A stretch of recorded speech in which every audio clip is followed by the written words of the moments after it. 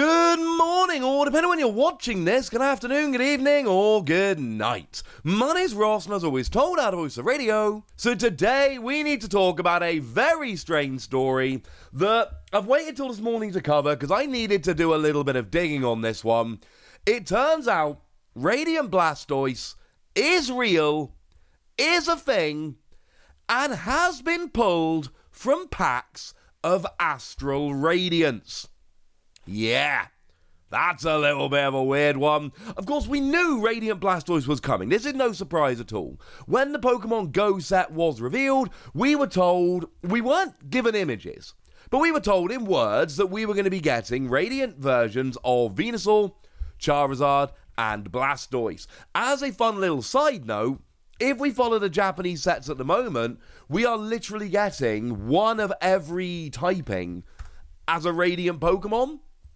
This is kind of screwing with that, but I wouldn't read too much into it. You know, we've already seen Radiant Greninja, a Water-type Pokemon. Radiant Blastoise is a Water-type Pokemon.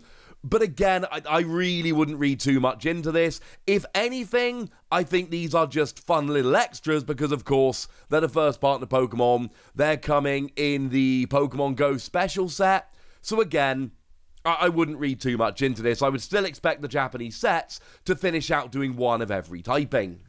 And then we sat and we waited patiently. And then yesterday, this image of Radiant Blastoise started doing the rounds. And I was a little bit skeptical. And I needed to do some digging. And it turns out what happened was, and I am very happy that this is what happened, it turns out somebody literally just pulled it from a pack of Astral Radiance. Yeah, they opened up Astral Radiance, and inside Astral Radiance was Radiant Blastoise. Which is weird, ladies and gentlemen. Very, very weird. But seems to be exactly what's happened. Now, interestingly enough, this was pulled by Cameron Ashton Davidson, who did actually sell it on Burbank City Pokemart for $250. And we'll talk about that at the end of the video, but quite frankly, whoever paid that, I mean, unless you're going to grade it to resell, I think $250 is an absolutely ridiculous price to pay for this. But again, we'll talk about that one a little bit later. So then we need to ask the question of how did this happen? How did Radiant Blastoise end up in packs of Astral Radiance? And basically, the way factories work, there are two options. Either the sheets that got printed that should have been Astral Radiance only got printed with some Pokemon Go cards on, or Astral Radiance and Pokemon Go were printed completely separately, but when the cards were mixed together into packs, something got crossed and the old Pokemon Go card ended up in Astral Radiance packs. Those are essentially the only two ways it could happen. Obviously, Pokemon Go is coming out 5 weeks after Astral Radiance. Astral Radiance comes out today, Pokemon Go is July the 1st, which if I'm correct is exactly 5 weeks today. So obviously they're going to be printed in the same factory at the same time. That has to happen in order to get the cards out there. So that's essentially what happened. One of those two things. Either Pokemon Go cards got printed on Astral Radiance sheets, or some Pokemon Go cards got mixed in when the Astral Radiance packs were being put together. I don't know what happened. I wasn't in the factory, and I'm afraid I don't know the factory well enough, but my business background and knowledge of production tells me that they are basically the two options. And as a little side note here, firstly, thank you to everybody that sent this to me. A whole bunch of you sent me this card, asking me about it, asking me to make a video. Thank you to anyone that took out their time out of their day to do so. That was very nice of you. The reason I waited till this morning was because I had to be sure it was actually pulled from a pack and not a proper leak. Because I don't cover proper leaks. Proper leaks, we've seen these in the past. This is where cards are stolen from factories or people sneak cameras into factories and take incredibly blurry photos of stuff they shouldn't. I'm not covering that stuff on this channel. I'm not giving that stuff the time of day. I don't want to encourage the people that do that. This is not that situation. This is somebody who went and bought a pack of Astral Radiance and then ended up finding a Pokemon Go card in because it had been put in there mistakenly. It's weird, although we have seen it before with McDonald's cards a while ago. It's weird, and it's unexpected, but if it's happened once, it wouldn't surprise me if this happens again. So then we're left with the question of, well, alright then, Wassy, is Radiant Blastoise any good? And my two-part answer, which I will of course explain in more detail in a moment, yes, it's good, but it might not be good enough. Now, what we've got here with Radiant Blastoise is a lot of good stuff. 150 HP is quite nice. Remember, Radiant Pokemon are basic. And it's got the ability Pump Shot. Discard a water energy from your hand to use this ability. Once per turn, you may place 2 damage counters on one of your opponent's bench Pokemon. So you discard an energy from your hand, a water energy, to place 2 damage counters on one of your opponent's bench Pokemon. And I've already seen a bunch of people saying, hey, it's just Inteleon's ability. No, it's not just Inteleon's ability. I'm afraid that's not fair. It is both better than Inteleon's ability and worse than Inteleon's ability. You see, Inteleon can put damage counters anywhere, active or bench, and it doesn't make you discard a water energy from your hand, but it's a stage 2, and that makes a gigantic difference. The fact that you're a basic Pokemon is absolutely huge, because here's the thing. Radiant Blastoise, I can use this turn 1 going first to drop 2 damage counters on one of my opponent's Pokemon. I'm not allowed to attack, I'm not allowed to use a supporter card, but I am allowed to use this ability. You know what else I'm allowed to use? Scoop Up Net. And it's not that likely because you need to draw a bunch of cards without using supporters, etc. However, it is absolutely possible. You know, my opponent starts a 60 HP Sobble, a Pokemon that's seeing a lot of play right now. And if my opening hand has Radiant Blastoise and another Pokemon, 3 Water Energy and 2 Scoop Up Net, and again, I can do any drawing without supporters in order to try and find them, I can KO that Sobble turn 1 going first before my opponent's drawn a card. Discard Water Energy to drop 2 damage counters, Scoop Up Net, place it back down, discard Water Energy to place 2 damage counters, Scoop Up Net, put it back down, discard Water Energy to place 2 damage counters. I've dealt 60 damage before my opponent's drawn a card, and I've won the game. That's pretty huge, ladies and gentlemen. Inteleon can't do that. And I know you have to do a whole bunch of drawing, but then again, don't forget, you know, we've got stuff like Crobat that can be used turn 1, going first. We've got stuff like Kricketune that can be used turn 1, going first. We've got options for drawing. It can be done. And Radiant Blastoise doesn't say that Pump Shot is limited to once per turn. It's just once per turn per Radiant Blastoise, and if you keep using Scoop Up Net to pick it up, you can keep reusing that ability. That's huge! Yes, Scoop Up Net is going to rotate out end of August, beginning of September when rotation hits, but we're going to get Radiant Blastoise before that, so this is going to be legal. Also, got to point out, Medicham is going to love this, because of course Medicham places 2 damage counters for 2 energy, but if you take a KO, you take an extra turn. So against something like a 60 HP Sobble, you only actually need 2 Water Energy and 1 Scoop Up Net to drop 4 damage counters, and then Medicham needs a double Turbo Energy, and all of a sudden you're taking a KO and then taking an extra turn. And believe me when I say this, turn 1 going second, Radiant Blastoise, 2 Water Energy, double Turbo, Scoop Up Net, Medicham. It's not a ridiculous over-the-top combo, and remember, all of this can hit the bench. This could legitimately work. This is a really, really good ability. The other thing is, you do have to discard a Water Energy, but remember, Melanie attaches from the discard and then draws cards. And actually, there are times where it's awkward to get the Water Energy into the discard. This could get the energy into the discard in order to use Melanie. This is a great, great ability.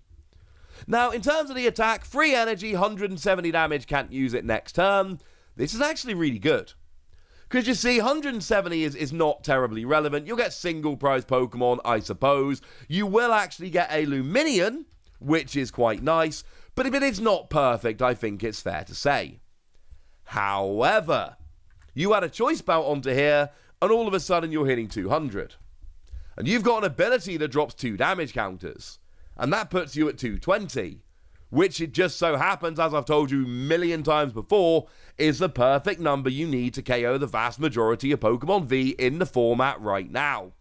Yeah, the energy's awkward to get on because Melanie won't attach to you because you're not a Pokemon V, and Arceus won't attach to you because you're not a Pokemon V, but still, this is a legitimately good attack on a Pokemon with a great ability. I love Blastoise. I'm giving it 4 Wassies. I think it's great. Now it's time for the caveat. Because you see, the caveat here is the aforementioned Radiant Greninja. Because you see, Radiant Greninja's a 5 Wassie card. Radiant Greninja is the best Radiant Pokemon we've seen so far, and if you go check out Japanese deck lists from when Battle Region came out and we first got Radiant Pokemon, this will be borne out. And the problem is, if you're looking at decks like Palkia as an example, well, they're going to be choosing. Remember the rule, you can only have 1 Radiant Pokemon of any description in your deck. And that means you literally are choosing between Radiant Greninja and Radiant Blastoise. And I'm not sure how many people are going to pick Blastoise. Because yes, Blastoise has got a phenomenal ability. So does Radiant Greninja. Discard any energy from your hand and draw 2 cards, which is going to be great for consistency. And sure, Blastoise has got a great attack, but for the same energy cost, Radiant Greninja discards 2 energy and does 90 to 2 bench Pokemon, which can KO 2 evolving Pokemon, 2 support Pokemon, etc. And that's the big problem. I think Radiant Blastoise is great. I think the ability is great. I think the attack is great. I think it is a legitimately great card. But when I'm thinking about building water decks, I have got to put this side by side with Radiant Greninja, and there is a very good chance this doesn't win. Also, I suppose confirmation that the set Radiant Pokemon will have the Pokemon Go symbol on, although it really does seem like all the set cards will. So there we go, ladies and gentlemen. Radiant Blastoise is real. It has been opened in a pack of Astral Radiance, which is very, very weird, and it may well come around again. This might not be the last one we see. As for the fact that it sold for $250, because I did say we'd circle back to that, the set's out in 5 weeks. And the Radiant Pokemon aren't going to have, like, crazy low pull rates. And really, $250... This is going to be, like, maybe a $30 card. And I honestly don't think it's even going to be a $30 card, honestly. I mean, right now, Radiant Greninja can be bought over on TCG Player for like $3. And Radiant Greninja is in a bigger set, which should mean it's harder to pull. Because remember, Pokemon Go is a pretty small set. You know, Blastoise is 18 out of 78. Radiant Greninja is 46 out of 189. It's a way bigger set. And as I've explained, Radiant Greninja may well be a better Pokemon, and it's like a $3 card. So when I say, you know, Blastoise could be a $30 card, that is me looking forward extremely generously. Very, very generously.